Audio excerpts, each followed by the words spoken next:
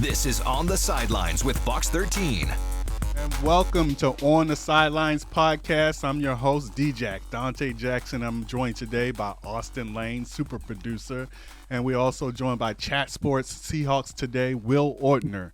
All right, and today we're going to start off, we're going to talk about the Mariners, of course, 1-1 in the ALDS. We're going to also talk about that Sunday, the Seahawks versus the Bucs, throwback bowl one, and the Seahawks drop a tough one to the Bucs. But we're going to start off, of course, with the Mariners. Austin, tell me what's your thoughts initially on the 1-1 ALDS Mariners headed to Detroit. I mean, my initial thoughts are you really did want to win both games at home, but worst case scenario, if you can go 1-1 and go back to Detroit at the very least with the series tied, I think that's okay. You put yourself in a good enough spot to try and win two either on the road or force that game 5, come back and win at home if you can only win one on the road.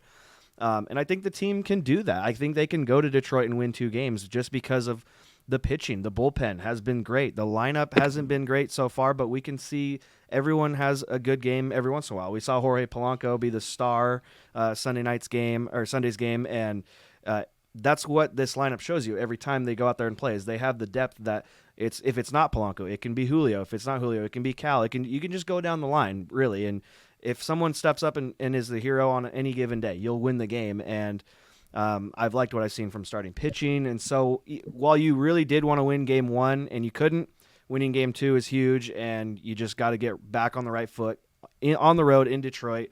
Going to be a tough place to play, but yes. I think the Mariners are a good enough team to go in there and win one, if not both games. And we have Will Ortner here. And Will, I just want to ask you, there's been a debate on rest versus rust. A lot of people are blaming that week-long, rest that the Mariners had for, the bats not, being hot in this playoff series. What do you think, rest versus rust? What's your opinion? I'm a big believer in take ownership of your own mistakes. Like, I think there's too much of a leniency on, well, hey, we had too much time off, or we didn't have this working for us, or we didn't have that working for us. Like, at the end of the day, just go out and do your job. Like, the rust didn't seem to affect Cal Raleigh. The rust didn't seem to affect Julio Rodriguez.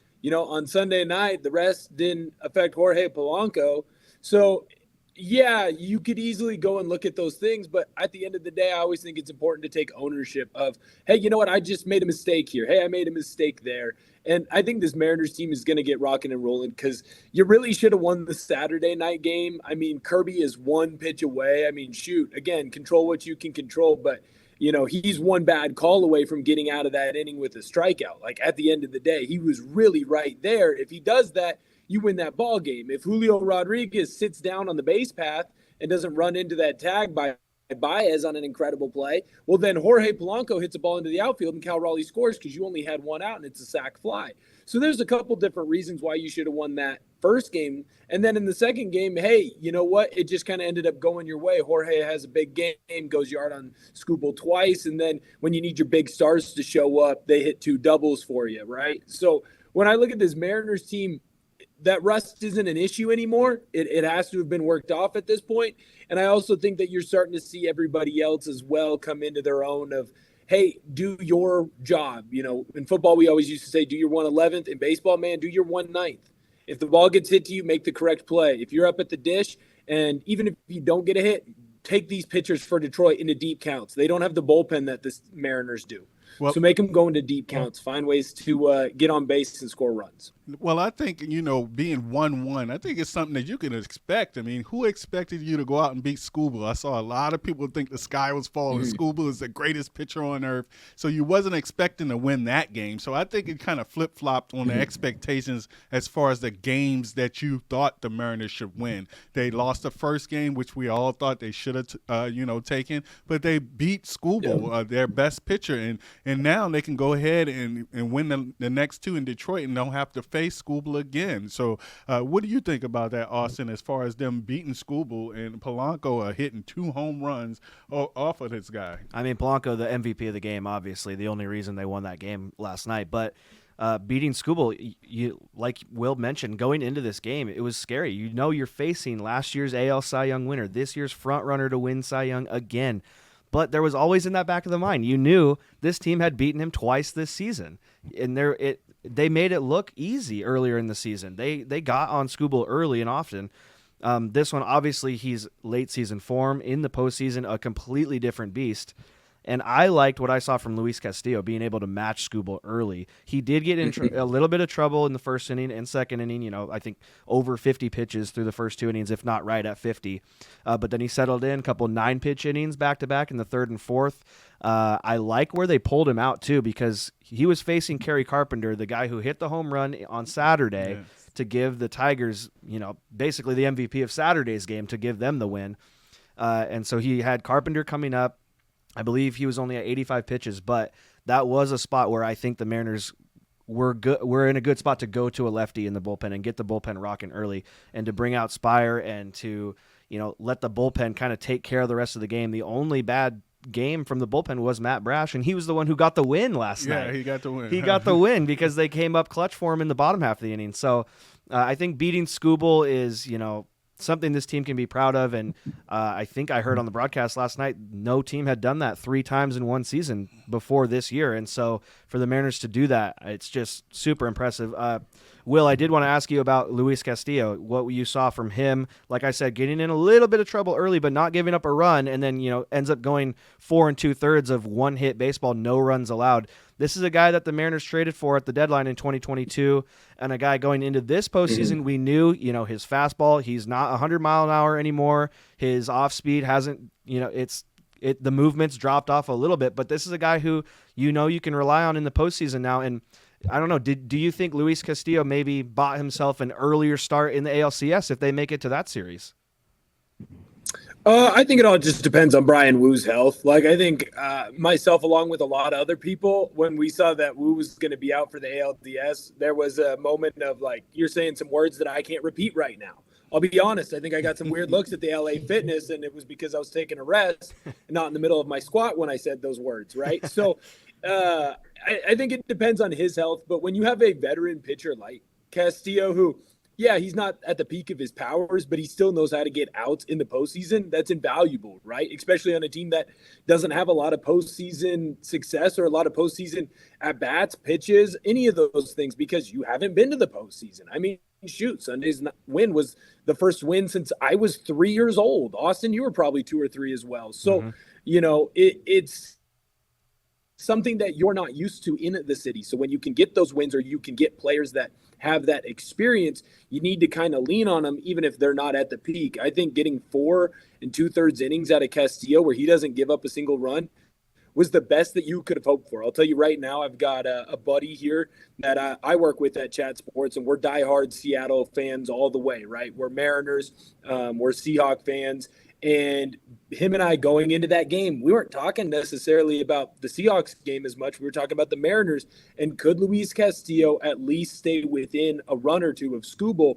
And we were saying, hey, if Castillo gives up 2 and Skubal gives up none, I'm going to be pretty happy with that performance. So for it to be completely flipped, you got to be ecstatic about it. And Castillo's another guy who, if you do get Woo back, well, maybe he moves into the bullpen. I think he would look a lot better out of that spot than, Robbie Ray did when you moved him into the bullpen. So that's another option as well. Now, Will, you talk about that inexperience, and a lot has been made about the inexperience of manager Dan Wilson and some of the moves that he made in the first game 1, talking about not pulling Kirby before that home run pitch, one pitch too many. But I think Dan Wilson showed his mettle by learning from day 1 to day 2, and you see him have a quick hook with Castillo. So talk about, and I'm going to ask you first. I'm sorry, Austin. I'm going to ask you first. Talk about that experience from Dan Wilson as far as learning from the day before, because the managers do matter. We have A.J. Hinch with 60 games experience. We know he's certified. He's a champion. So the managers do matter in the playoffs when these games are close. What do you think about Dan Wilson versus A.J. Hinch? I think obviously Dan Wilson's less experienced, but is showing that he knows what he's doing. And this is maybe the reason that the team gave Dan Wilson this chance ever since we go back to when Scott Service was let go. I mean, maybe this team thought, hey, as long as we can get to the postseason, maybe we trust a guy like Dan Wilson more than we do Scott Service. So that could have played a big part. like what he's doing right now could have played a big part in that decision if we go all the way back to, late last season. So it's nice to see Dan Wilson making these decisions in big moments. There's still plenty of time for him to make bad decisions. We'll see if he does or not, but we'll see if he can keep this up. But I do like the decisions from Dan Wilson. It's funny you mentioned, looking back at 2022, the ALDS against the Astros, that pitch to from Robbie Ray to Yordan Alvarez, the home run to basically end our season. I mean, it was only... We still have PTSD over that. We're still talking about that. Yes. When do we put that to bed? I don't think it'll ever be put to bed until this team can win a World Series, honestly, because, we were all riding a high that season as well, making it back to the postseason for the first time in forever. But it's funny you mentioned that play, because I was thinking the same thing last night when Kerry Carpenter was coming up in that spot. He had a guy on first and third, and the team was down or up 2 runs. And I was thinking, this reminds me a lot about the Robbie Ray pitch to Yordan Alvarez. Like, if Kerry Carpenter hits a home run right here, that's worst case scenario. Right. And I think the series could have ended if that happened. And I knew the team had Gabe Spire warm and ready to go. And I just was hoping in that moment, Dan, please bring in a lefty for Kerry Carpenter. I know it feels like an early hook for Castillo, and he probably could have gotten through Carpenter and gave you some more outs after that. He wasn't taking that chance again. But there was no point in taking the chance. Right. We saw what Carpenter did literally the night before with George Kirby, and it's nice, like you said, to see a manager who's adapting and responding accordingly in the postseason. That's more, valuable in the postseason than it is in the regular season. In the regular season, you can let Castillo go right there and see if he can get him. And, you drop one game out of 162, it's not the end of the world. When you drop one in a best-of-5 series or your season's over, then you're talking about, okay, every tiny little detail matters. Yes. Every at-bat matters, and even beyond that, every pitch matters. And if Castillo made one mistake pitch to Kerry Carpenter, we could be sitting here right now talking about the Mariners being down 2-0 going to Detroit, and we would probably, you would not be wearing that jersey. I would not be wearing that shirt.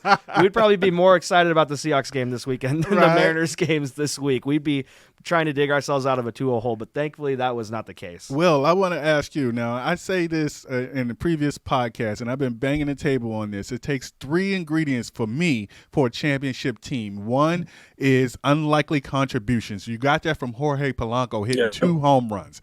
2, you have to have iconic moments. You had your 2 superstars hit doubles, and Julio drives in the run. And 3, you have to have history. This is the first home win in Mariner playoff history since 2021. So you have those 3 ingredients. I think that makes up a championship team. What's your thoughts on that?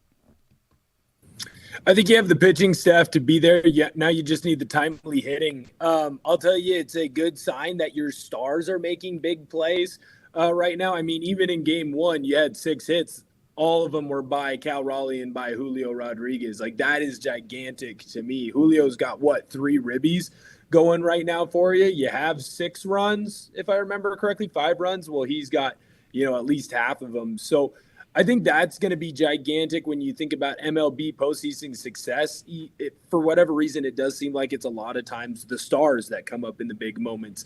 I would really love to see Logan Gilbert go out there and show just what an ace pitcher is. Like, when you think of MLB postseason success, when it comes from that position room, it's usually a big, tall, strong starting pitcher comes in and they just shove, right? Like, think of Madison Bumgarner for the San Francisco Giants. I mean, Skubal last year for Detroit. Evaldi, right, has done it for the Rangers. Like, you go down the list of these big pitchers when it comes to the postseason. It's the strong, hard-throwing starter. Well, Seattle's got that guy. Can he go out and perform like that guy? We're going to find out in Game 3. That's a pivotal game. If you can go and take Game 3 in Detroit, well, now you have 2 legit chances to win that series, as opposed to having your back against the wall, fighting and scratching just to get back home to Seattle to have a shot to win the series. But I completely agree with you where you do need, while your stars have to be great, you do need that random player that for whatever reason comes up with a clutch hit, clutch play. The David Freese home run, right? That has to happen for you randomly and in key moments. And Jorge Polanco was the first example, but I'll tell you right now, I mean, just to get out of this Detroit series, you're going to need somebody else. Is it going to be Naylor coming up big for you? Maybe as a random clutch steal, because apparently he got fast after, he got close to having his first kid. Maybe it's Ben Williamson because Naylor's got to leave. So now you move Eugenio over to first base. Eugenio's just missed a couple of big shots as well. So it feels like you have all the makings for a couple of players that can pop up, but they're going to have to pop up, not just in this series, but in the ALCS and in the World Series if you want to get there. And right now, I think Dan Wilson's shown that he can learn from his mistakes, right? You made a mistake in game one, we'll learn from it. You're in the exact same situation. Game two, you bring in the bullpen arm to go lefty on lefty, and you succeed there. I think that's huge right now. And your bullpen's been pitching awesome. Andres Munoz, the fact that he set a record for himself in most outs in back-to-back games, like that's freaking awesome, because you're going to have multiple games from him, from Brash, from Spire, all those guys. They're going to have to perform at the top of their game if you want to win this World Series. Yeah, you bring up a good point. I was just about to ask the bullpen availability and how that's going to play into later in this series. We see Munoz, getting up there in the pitch count a little bit. We see they used almost every bullpen arm they have in game one just to get through that game. What do you think it tells you about the depth of the bullpen for them to be able to go back to these guys and maybe if one or two of them aren't available by game 4 or 5, they still have other guys they can rely on? What does that tell you about just the true depth of the bullpen and how, the team has been put together in this way? Well, there's a lot of criticism of the front office at times of how the team was built, right? Like the joke was, 54%. Well, at the same time, you've been building a team, not just of like, hey, here's your one star, right? Hey, here's your big key player. There's no A-Rod in Texas, right? Where you have your key star, you pay him all the money, and then everyone else is just a bunch of scrubs. This is baseball. You need all 9, like opposed to the NFL. I think this is the next sport where every single player matters and all of your bullpen arms matter. I think you've also gotten to the point too in this season, especially with how Munoz went out in the first 2 games. I don't think there's hey, this guy isn't available.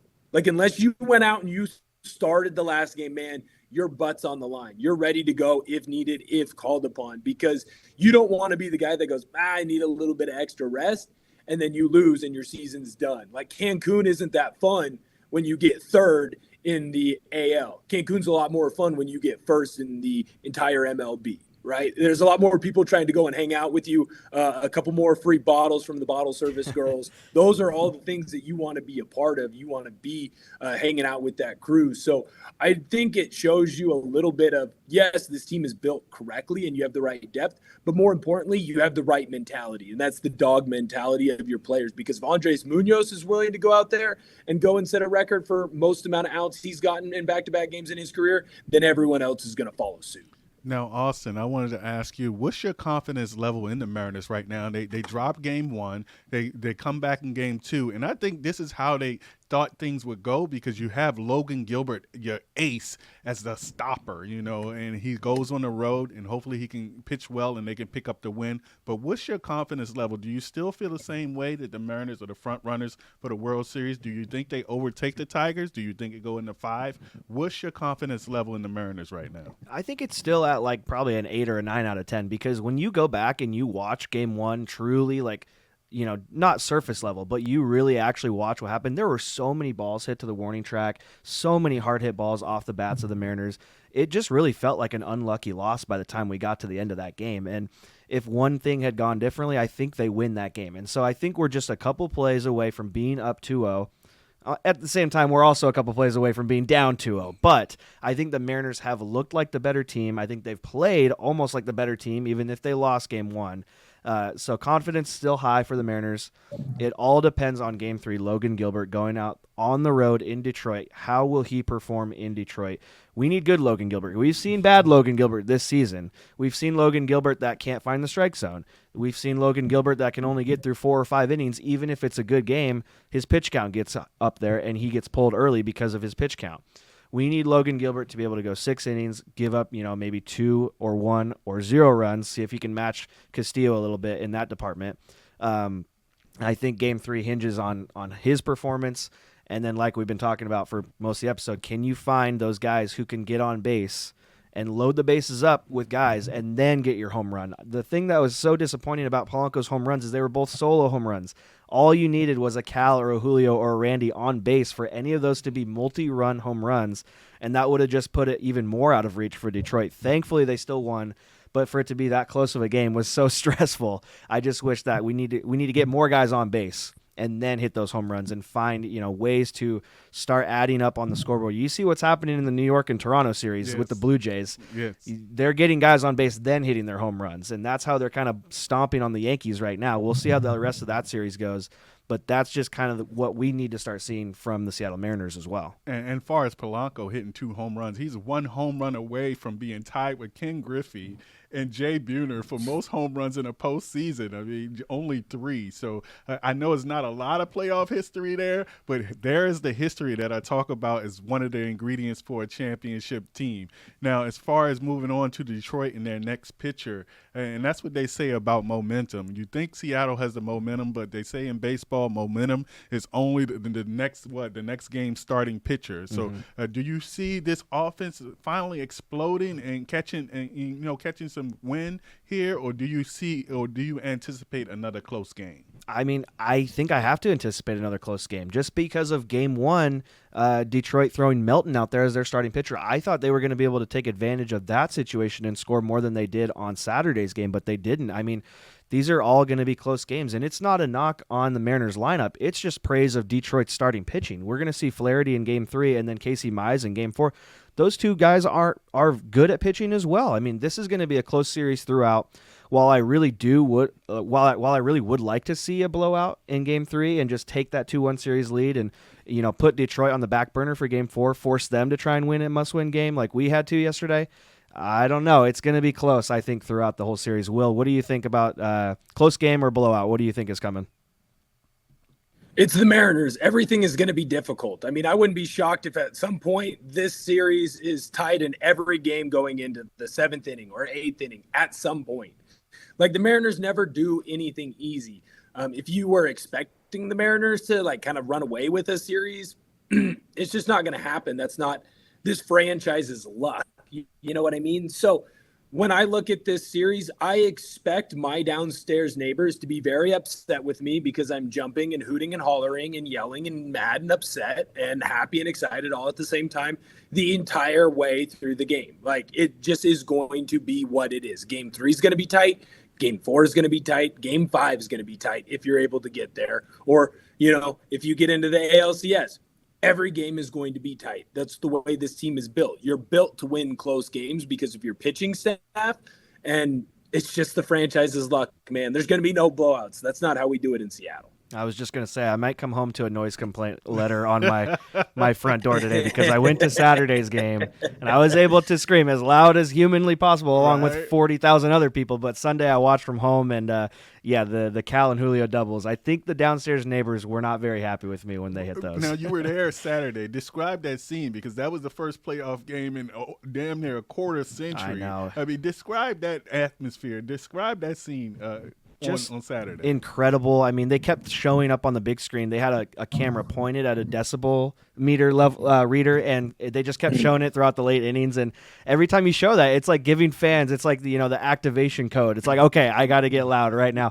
And obviously they were loud throughout the game, but the big moments, it's those moments where everyone gets loud. We've seen Seattle crowds do this before. We know what a beastquake looks and sounds and feels like. Yes. We're hearing it from even the Tigers play-by-play announcer in yesterday's game. He said the booth was shaking when Julio hit the double, and I don't doubt him for 1 second. I mean, this crowd has the ability to get loud, and we saw in game 1 Mike Cameron in the stands telling him, show the country why we are the loudest crowd in the country. That's what he kept saying in game 1, and we kept doing that. Game 2, probably just as loud. I wasn't there, but it sounded just as loud on TV. It was just as loud in my apartment. I was just as loud as I was on Saturday, so hopefully no noise complaint there. But, electric times. I think in terms of loudest crowd moment that I've been a part of on Saturday, it was since UW beating Oregon on the missed field goal a couple years ago. Okay. That was probably the one I go back to as the most recent loudest Seattle crowd moment I've been a part of before that. But I think the Mariners on Saturday was a little bit louder than that moment even. Now, Will, we're about to wrap up this Mariners talk, but before we do, like, what do you see, big picture happening with the Mariners this postseason?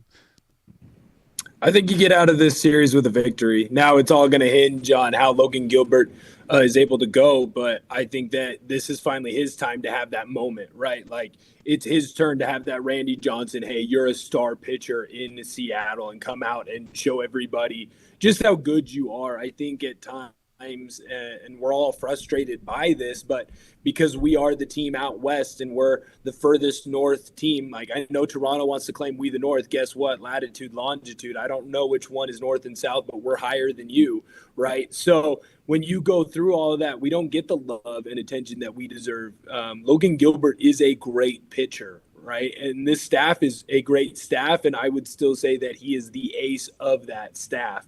And he hasn't gotten that credit. This is the perfect time to go and take it. Prime time moment.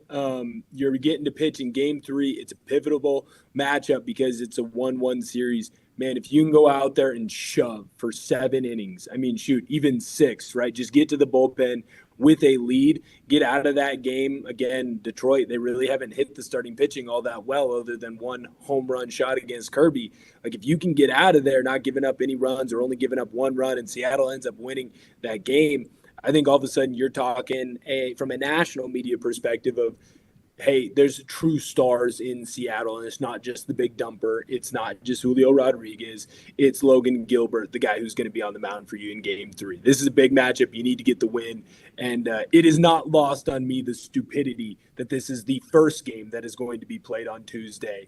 I think it's my time, I believe it's a 2 o'clock start, 3 o'clock start, so noon, 1 o'clock over where you guys are at. That's just ridiculous, and it's a shame that the MLB is doing that.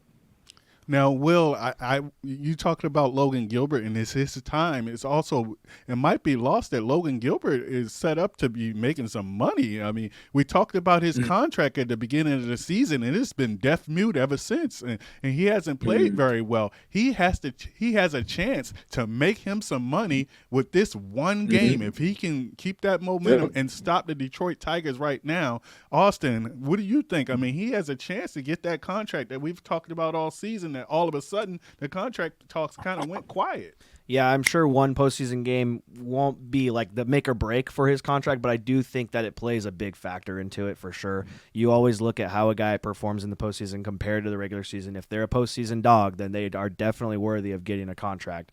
I think what we've seen from Gilbert this season, I think, he is due for a contract, and I think they will find a way to keep him on this team, especially with the unknowns with Luis Castillo moving forward. I think you got to try and keep as many guys in this starting rotation as you can, and I think they do pull the trigger on giving a contract to him this offseason. And Game 3 could really come down to like how much years he gets or how much money he gets. We'll see how it goes for Game 3 for his contract talks, but it's funny because he'll be able to use Game 3 as a chip on his shoulder for exactly the reasons you're talking about, for being able to go with his agent to the front office this offseason and say, remember what I did in Game 3. Now, if he doesn't have a good game, he won't even be able to say that. So Game 3 definitely helps him if he has a good game. Definitely a make-or-break game for Logan Gilbert. Game 3 of the ALDS. We're going to move on to Sunday, and I don't even know if I want to do this, Will. Austin, I mean, it was a heartbreak loss, 38-35. I mean, Baker Mayfield, in a mecca of rice. They look like world beaters. Baker Mayfield looked like an MVP candidate. The Seahawks defense, not so much. Will, I'm going to ask you first your overall thoughts on Sunday's loss to the Tampa Bay Buccaneers. At least they look good. Yeah, right. The uniform matchup was all time. I would say this. I mean, I think you have a couple of key takeaways. Defensively, you laid an egg. Like, that sucked. It felt like you've been able to get defensive pressure from your defensive line in every game leading up to this one, and you didn't get it, right? Now, Tampa Bay did say, hey, we're going to sit in, we're going to have extra protection. They had a lot of 6-7-man protections to stop kind of that defensive front four, and Seattle didn't really start bringing the blitz until later, and unfortunately, that's where you saw a lot of the big miscues in the secondary. You can tell how badly you miss Julian Love. You can tell how badly you miss Devin Witherspoon. I mean, I know Rick Woolen's gotten a lot of hate, and some of it is, deserved by his play on the field. Some of it is a little bit unfair, right? He was missed in this game once he left with a concussion. Like, it was very clear that, a lot of people are talking about, oh, hey, Rick Woolen, should he get traded? Should he not get traded? I don't know that you can trade him right now. And this is coming from a guy who last week made a video, what can you get for him in the trade market? I don't know that you can trade him because Nehemiah Pritchett just isn't it for me. You look at the rest of your corners that are out there running in the secondary. Ty Okada, I know he's a safety. He had some big misses in this game. He did have some good plays where he made some big tackles. In coverage, it was rough. And that's why Tez Johnson and Emeka Ibuka had some of their big plays as well. Obviously, you're beat up, man. Tampa Bay was beat up too. It's not a good enough excuse to me. And then offensively, it felt like weird play calling came up again from Kubiak. What the heck is the Jalen Milroe play? Like, what are we doing? Can we be done with that experiment? It hasn't worked any time that you've done it, other than the tush push. And frankly, I think A.J. Barner does it a little bit better. I don't understand why you called it when you called it. Hey, speed option is cool, but that should be a trick play that you're using if nothing else is working. The offense was moving up and down the field. Like, why are you calling that play? There's no reason to get so cute there. And then, it's not fair.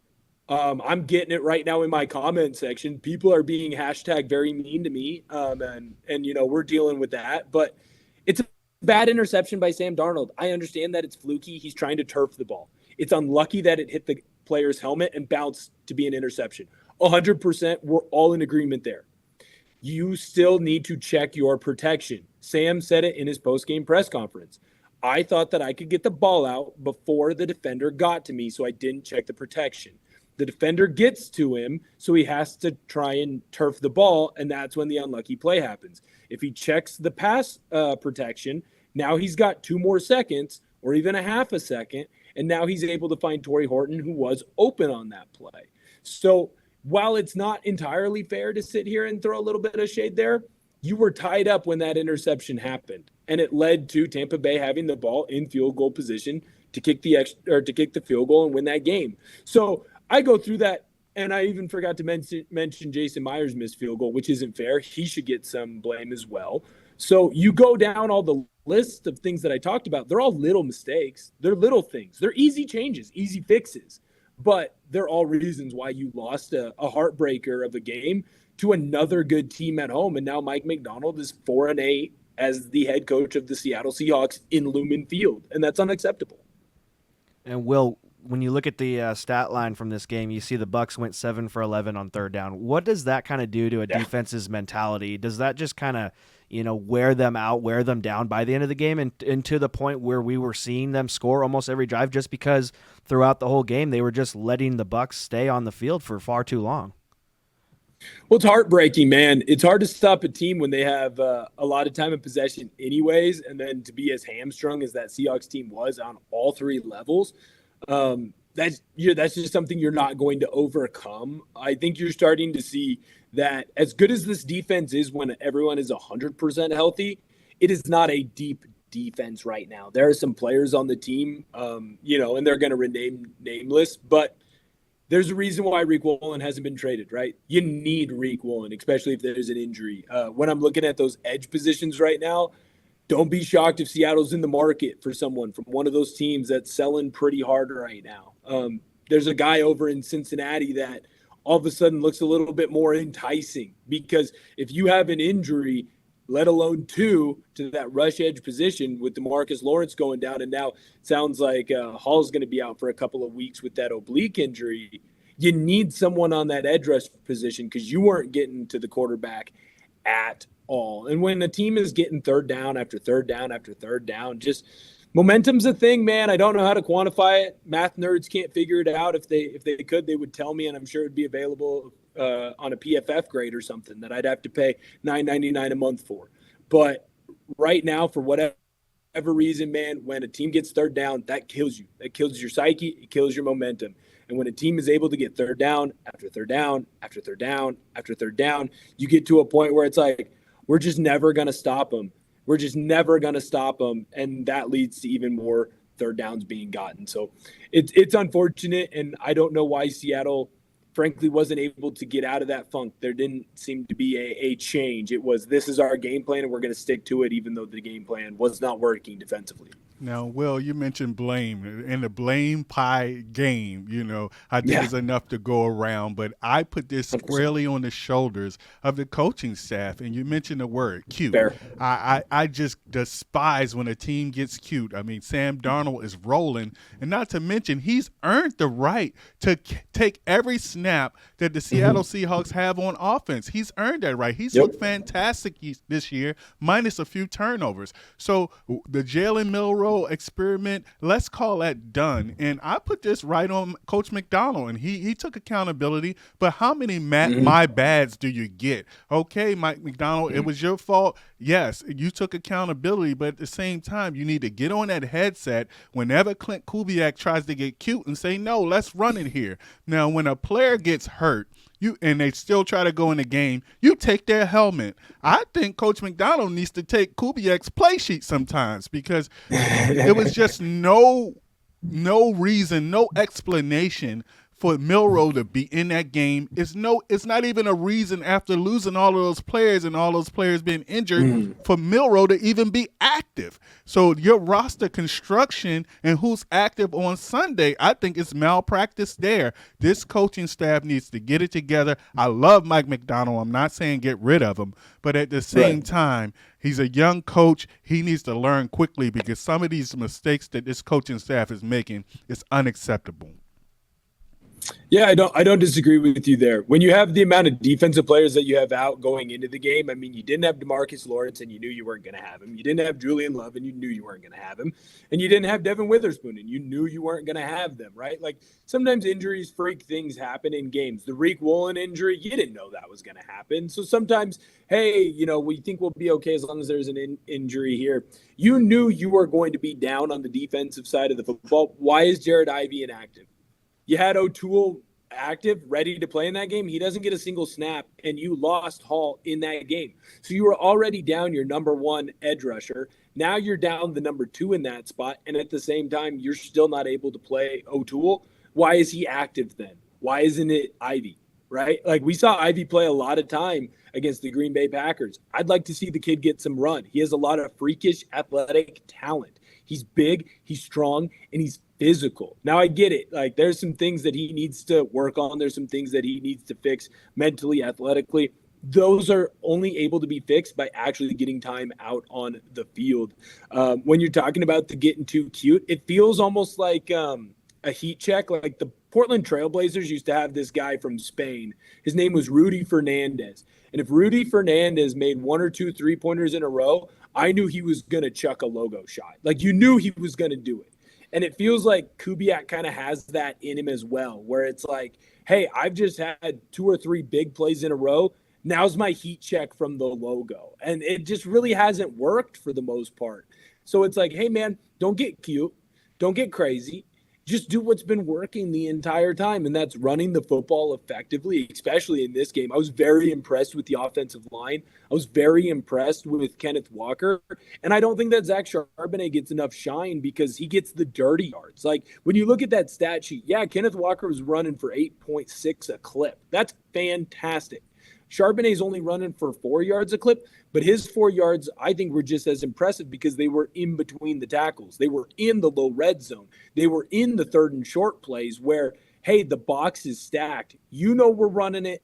I know I'm running it. And we're going to go to war, and who's, the tougher man, who's the bigger man. And Charbonnet got those yards, and the offensive line blocked well, and they got those yards. Abraham Lucas had one of his best PFF graded games this year, right? Sundell had a good game as well, if I remember correctly. Charles Cross puts in another good game. Gray Zabel's been great. So I was very impressed with the offense, aside from a few weird play calls. And if Kubiak could fix some of those things, I think you would see a lot more drives finishing in 6. I also think that this is important, and it's unfair at times.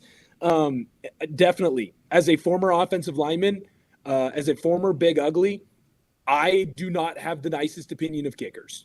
I just don't. Getting to see kickers walk the track after kicking for 20 minutes while I have to go and go push another fat 315-pound man that's, going to land on my ankle, land on my knees. I got nicks, I got scrapes. It hurts to get up in the morning. I feel a certain type of way about those guys. But for Myers to now miss 2 field goals, 2 games in a row, like that's a problem. It's a real problem, because if he makes that field goal at the beginning of the game, it doesn't matter that Tampa Bay goes down and scores a touchdown. You're up by 3 and you run the clock out. And if he was makes shaky. That field goal against – He was shaky on extra points also, Will, if you ask me. Yes, he was off target all game long. I didn't feel comfortable, even if Darnold drove that last drive down. I didn't feel comfortable if he was going for a field goal. Austin, what do you think about that? I mean, special teams, right? It always comes down to if your offense is clicking and your defense is clicking, but your special teams isn't. Mm-hmm. Your team isn't clicking. That's a third of the game, really, when you think about it. I mean, we've been blessed with Michael Dixon over these past, half a decade. It feels like now he's been here. But when it comes to the kicking game, you've got to make sure that is fine-tuned, and that could be the difference in every game. I mean, you saw it. The Bucs won by a field goal. It always comes down to a field goal right when you need a big moment field goal. You don't have it. I mean, this game goes to overtime if he made that field goal, and it's 38-38, and we're still playing football. So, you've got to fine-tune those things and really make sure you've got those in check, especially as we get later into the season. Now, we run into the end of the show. We don't have much time left, so we're going to try to get in our Star Watch for this upcoming matchup with the Jacksonville Jaguars. Now, Star Watch, as far as my pick, I have I'm sorry, I'm forgetting my pick here. I have Cooper Kupp. I think Cooper Kupp, he's starting to catch his stride. I look for Cooper Kupp to get his first touchdown of the season against the Jacksonville Jaguars. Star Watch, who do you got, Austin? Yeah, I'm going A.J. Barner. It was your Star Watch last week. Yes. I think you got it correct with 2 touchdowns. I would say that he was. Ethan had Darnold. Yeah. Without that interception, he had the best game of his career minus that interception. But Barner looked great. Yeah, I'm going Barner. I mean, I don't want to steal your thunder from picking your star from last week, but I think if he can get out there and score another touchdown this weekend against the Jags, that'll be 3 games in a row with at least 1. Of course, he had 2 on Sunday against the Bucs. I believe I saw online, if the archives aren't lying to me, at least this would be the first back-to-back-to-back games with a touchdown for a tight end for Seahawks since 2017, Jimmy Graham. So we'd like to see A.J. Barner be able to do that. He's my Star Watch of the week. Let's go to Will. Will, who is your Star Watch for this week? I'm cheating. I'm taking the offensive line. I'm going to get 5 for the price of 1. I'm a big deals guy, but this O-line has to continue to be rocking and rolling. Sam Darnold really didn't get hit in the last couple of games. That's absolutely gigantic for his psyche. You can see when he's not getting beat up, when he's not seeing ghosts. He is a top 5, top 8 QB in the NFL right now, even despite some of the interceptions and turnovers that he's had. They haven't been many, but they've been in key moments, and those need to get fixed. When you look at the rushing attack, Kenneth Walker, it seems like every other game has a big game, and that's because of that offensive line road grading and opening up holes for him. So I'm taking all 5 of those offensive linemen. I don't know if you can tell, but I can do it. I'm biased. I'm the guest. You got to let the guest do that, right? You got it. You got it. He's the former offensive lineman. We'll allow it this week only. And you know what? Our host, Ethan, who's out on assignment, he's going to Detroit. He picked Josh Jobe, cornerback Josh Jobe, for his Star Watch. I don't think anybody from the secondary had a good game this past game against Tampa Bay. I'm having PTSD nightmares. Yeah, I mean, Emeka Egbuka is still open right now, wide open runners. But he picked Josh Jobe. So, again, I have Cooper Kupp, and Austin has A.J. Barner. And then we have guest Will Ortner, who goes with the complete offensive line, who I think is getting better every week. Yeah. So I love that pick. All right, and we're going to stop it right there on the Sideline Podcast. You can download the Fox Local app. You can check us out on YouTube. Please follow us on Instagram at On the Sidelines Podcast. That's at On the Sidelines Podcast. For Ethan McReynolds, who's out on assignment, and Austin Lane, thank you for filling in. I appreciate you. Will, thank you for joining us here. Hope to have you back soon. All right, I'll see you next time on the Sidelines. Let's go! On the Sidelines is available wherever you get your podcast.